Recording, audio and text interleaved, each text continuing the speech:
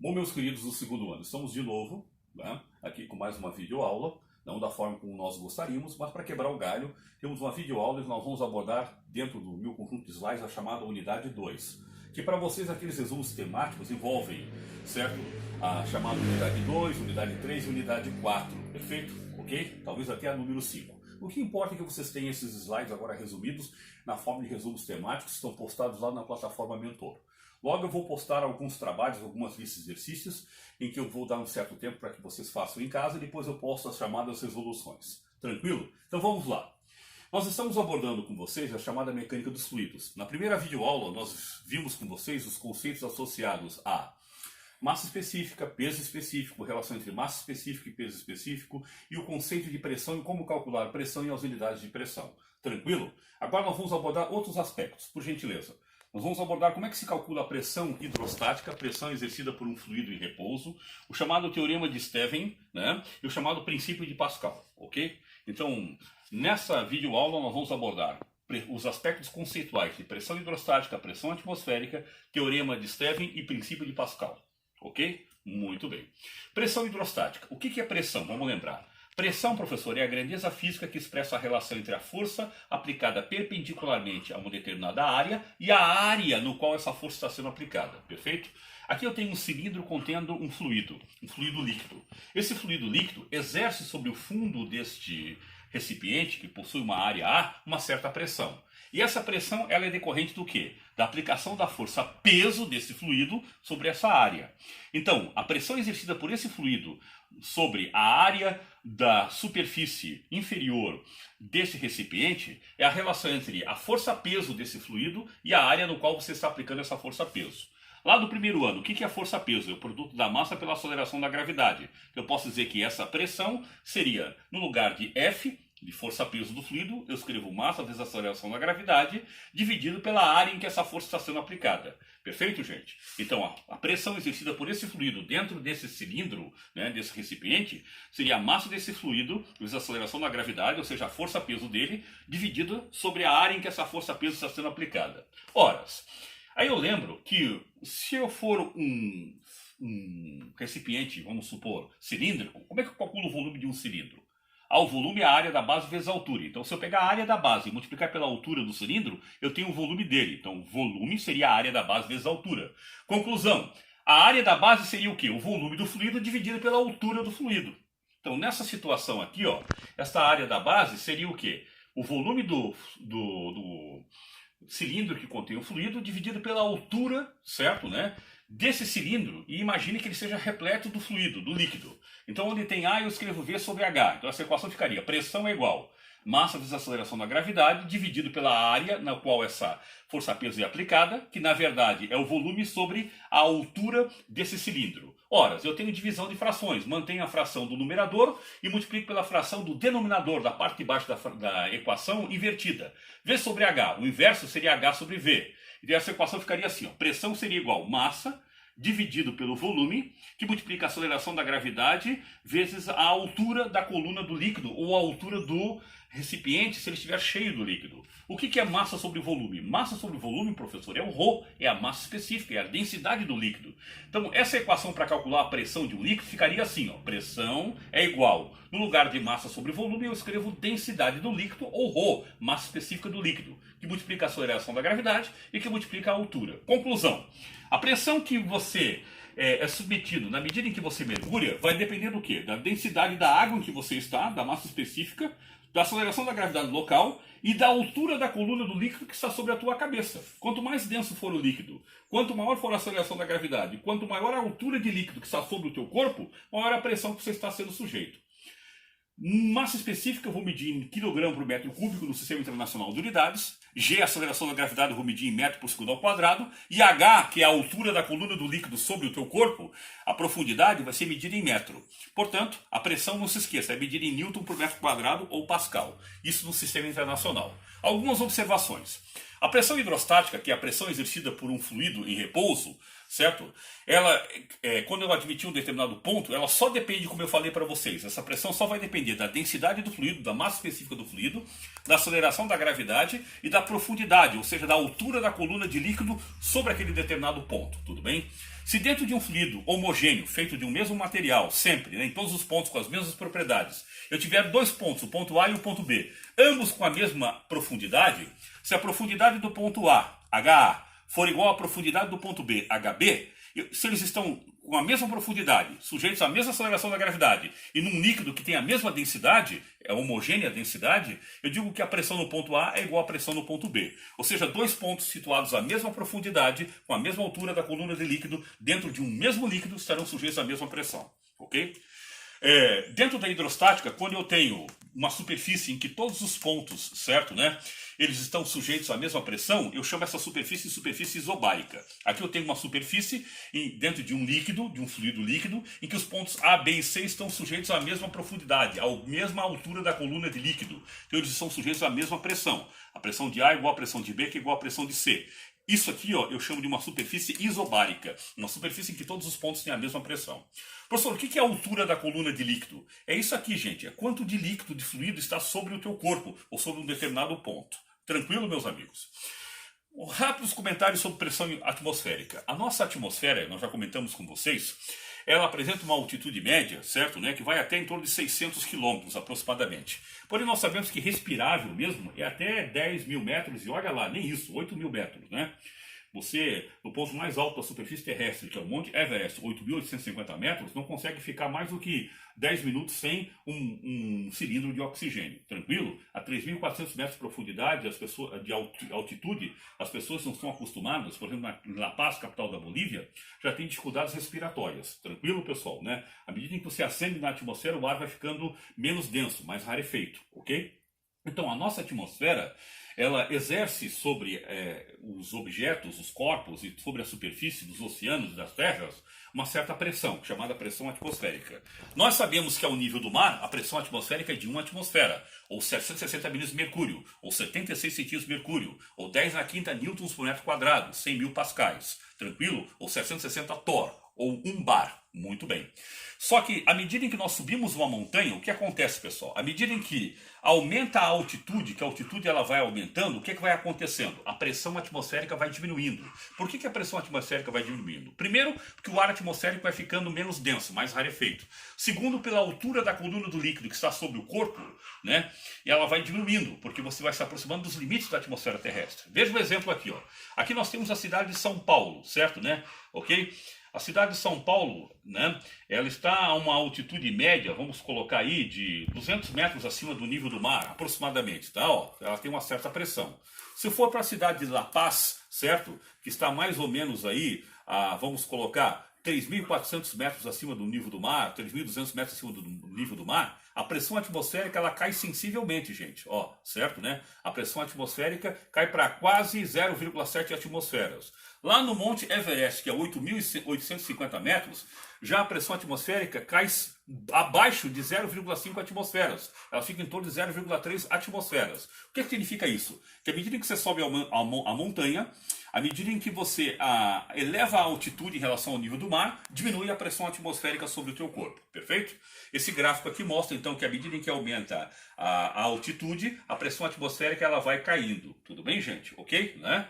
Normalmente nós dividimos a atmosfera na primeira camada mais próxima ao Sol, chamada troposfera terrestre, que vai até uma altitude média de 15 km. Aí nós temos uma região de limítrofe entre a troposfera e a estratosfera, chamada tropopausa. Aí vamos para a estratosfera, que vai até uma altitude média, certo, né, de 65 km, tem 50 km de espessura. Aí nós temos a chamada estratopausa, aí nós temos a mesosfera e depois a ionosfera, onde ocorrem as chamadas auroras boreais. Aqui está uma divisão didática, certo, dessas camadas: troposfera, né? Estratosfera, nós temos a camada de ozônio, mesosfera, termosfera e exosfera. Então, à medida em que você ascende, o que acontece, gente? A pressão atmosférica vai diminuindo. Perfeito, gente? Né? Como você observa nesse gráfico aqui, ou perdão, nessa tabela, numa altitude de 0 metros, a pressão atmosférica de 660 milímetros de mercúrio, uma atmosfera. Se você chegar a 2.200 metros de altitude, a tua pressão atmosférica já cai para 584 milímetros de mercúrio. Aproximadamente, vamos colocar aí, certo, né? Quase que em torno de 0,6 atmosferas. Muito bem.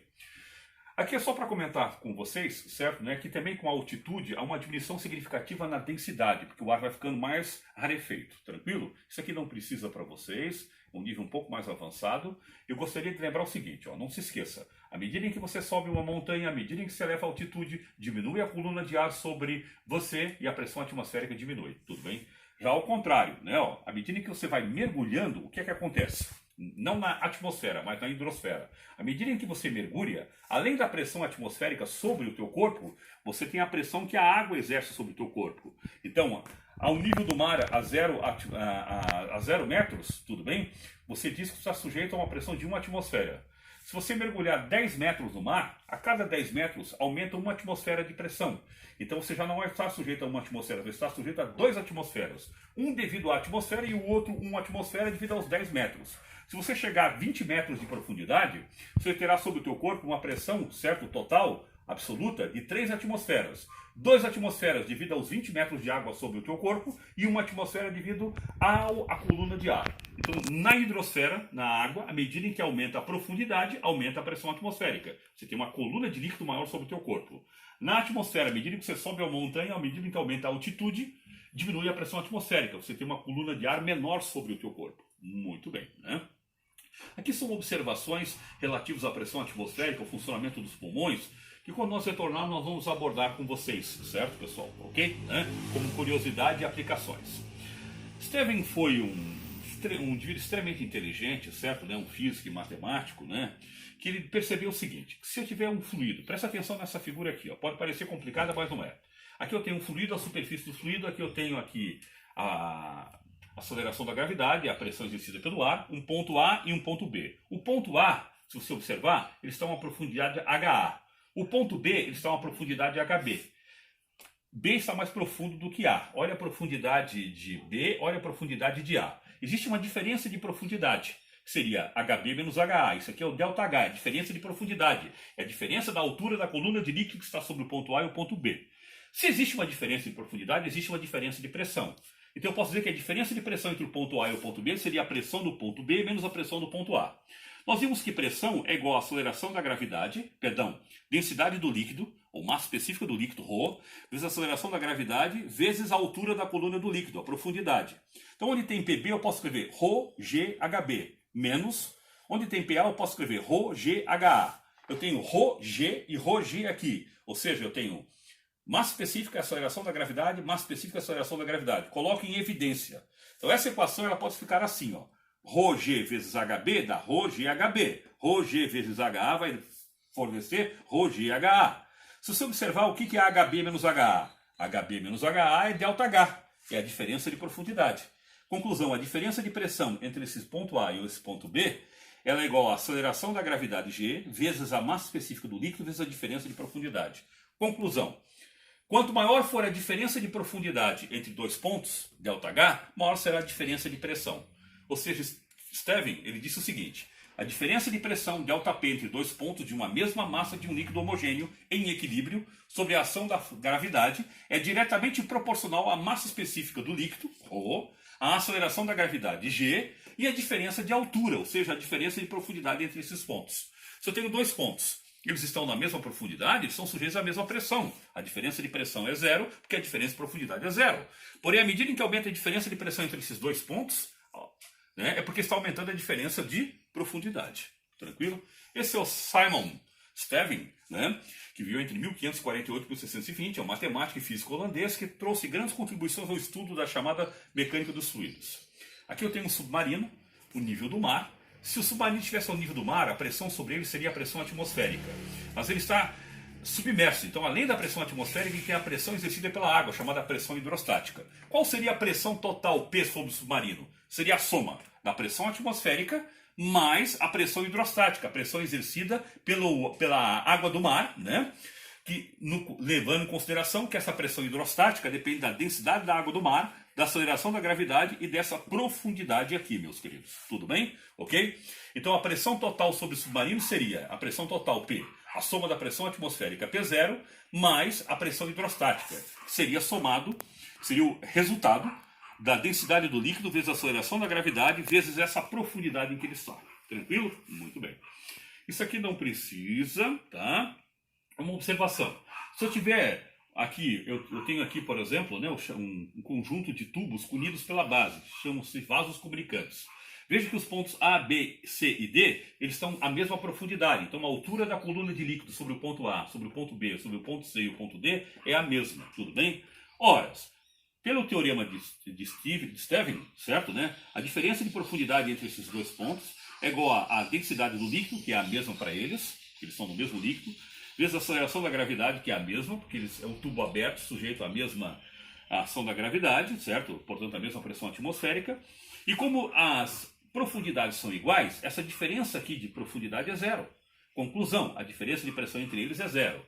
Ou seja, pontos que estiverem na mesma profundidade são sujeitos à mesma pressão. Perfeito, gente? Tá? Importante.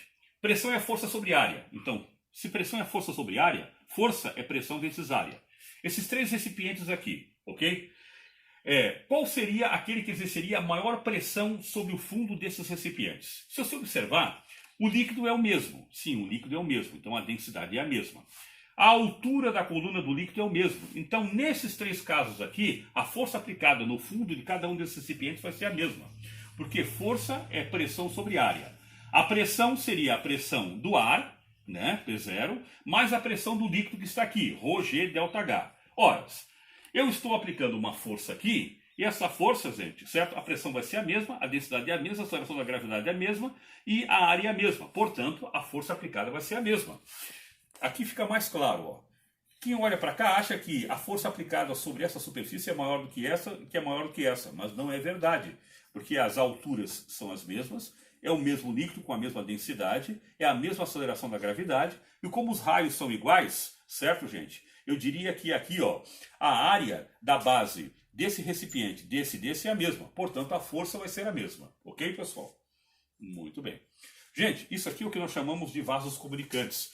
Quando você tem dois ou mais recipientes, né, diferentes ou até iguais, que se encontram ligados pela base. Isso eu chamo de vasos comunicantes. Perfeito? Né? Ok? Aqui eu tenho exemplos de outros vasos comunicantes, né? E é muito importante o seguinte, quando você preenche um conjunto de vasos comunicantes, certo, né, com o mesmo líquido, se eu escolher aqui, gente, ó, 4 pontos, esses pontos eles estão à mesma profundidade, então eles têm o mesmo H, estão no mesmo líquido, eles têm a mesma densidade, a mesma massa específica, ρ. Eles são abertos, então eles são sujeitos à mesma pressão atmosférica, PA, e a mesma aceleração da gravidade. Então, como esses pontos estão, todos eles, à mesma profundidade, eles vão estar sujeitos à mesma o quê, pessoal? Pressão. Muito bem, tá?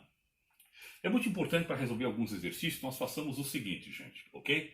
Que nós tenhamos aqui alguns exercícios que envolvem os chamados vasos comunicantes, em que nós temos a possibilidade, gente, de calcular a densidade de um líquido qual nós desconhecemos. Eu vou explicar isso, aí nós vamos fechar essa aula e retornamos esse mesmo assunto num outro vídeo para que esse não fique muito extenso. Eu tenho aqui um tubo em U, certo, gente? E esse tubo em U ele é aberto.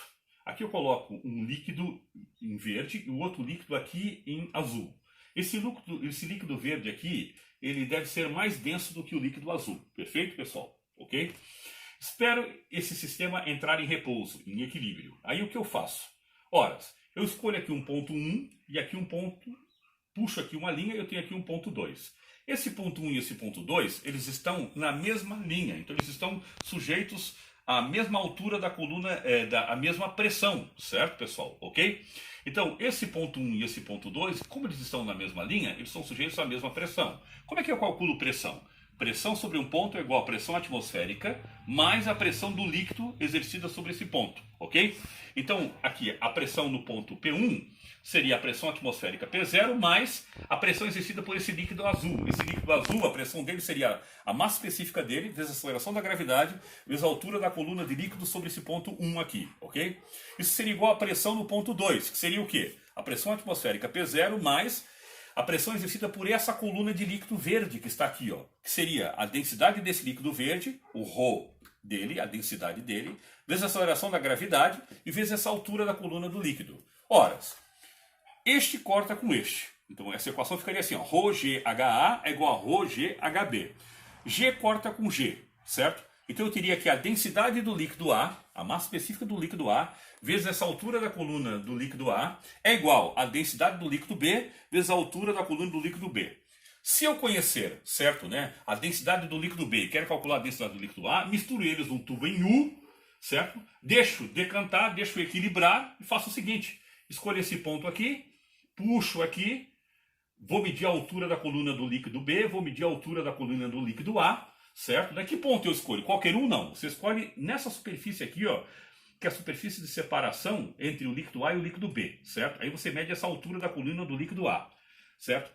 Transpõe aqui para o lado do tubo em U, onde está o líquido B, e mede a altura da coluna do líquido B. Como eu tenho a altura da coluna do líquido B, que eu medi, eu tenho a altura da coluna do líquido A, que eu medi, eu tenho a densidade do líquido B, que eu conheço, eu calculo a densidade do líquido A. Perfeito, gente? Ok? Né? Esse assunto nós vamos trabalhar logo em seguida no próximo vídeo. Valeu, queridos? Um abraço.